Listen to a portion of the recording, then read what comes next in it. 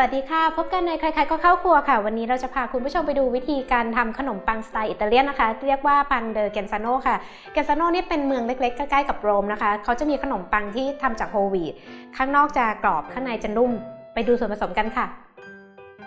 ส่วนผสมของเกนซาโนค่ะแป้งขนมปัง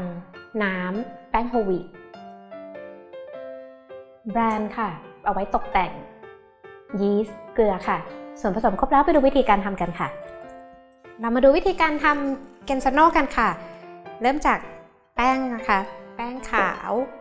แป้งโฮลวีตค่ะเกลือนะคะยีสต์ค่ะคนนิดนึงค่ะแล้วก็น้ำเปล่า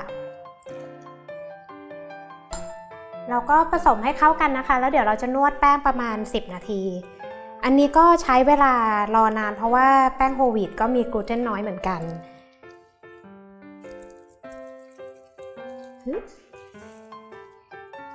ผสมพอเข้ากันนะคะเดี๋ยวเรานวดประมาณ10 นาทีค่ะ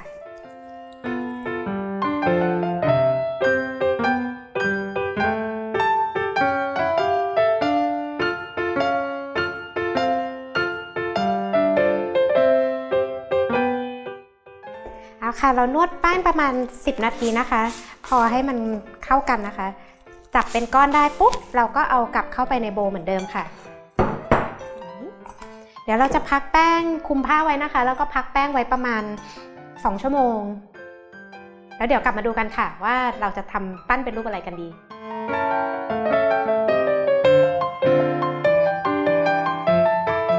ค่ะหลังจากพักแป้งไว้แล้ว2 ชั่วโมงนะคะ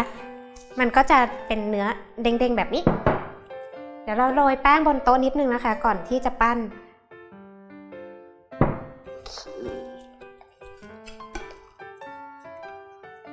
พิมพ์ที่เราจะใช้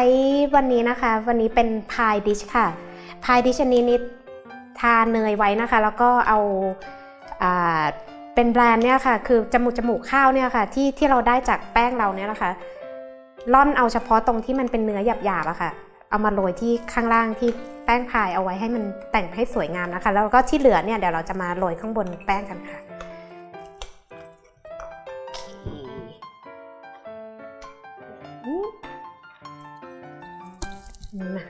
แล้วเราปั้นเป็นก้อนกลมกันนะคะ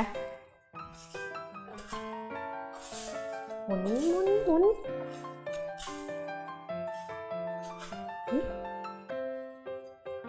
โอเคแล้วเราก็เอาที่เราเตรียมไว้เนี่ยค่ะเป็นส่วนข้างบนนะคะแต่งหน้าไว้แล้วเราจะทิ้งพักแป้งไว้ค่ะคุมผ้าไว้แล้วก็พักแป้งประมาณ1 ชั่วโมงหรือว่า1.5 ชั่วโมงนะคะแล้วแต่อุณหภูมิห้องค่ะรอจนแป้งขึ้นประมาณ2 เท่า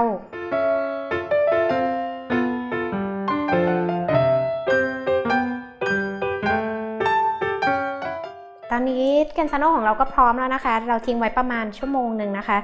มันก็จะเด้งๆแบบนี้เดี๋ยวเราจะเข้าอบที่อุณหภูมิ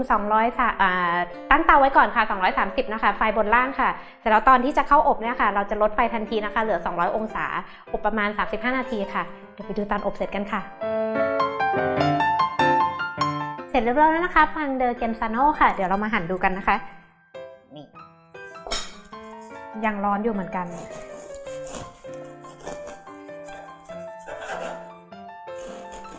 อันนี้ทาเนยทานกับแยมตอนเช้าก็ได้แล้วค่ะมันจะเป็นโฮลวีตโอเคติดตามวิธีการทำขนมปังโฮมเบคแฮนด์เมดกับนี้นะคะได้ที่ foodtravel.tv ค่ะพบกันใหม่คราวหน้าสวัสดีค่ะ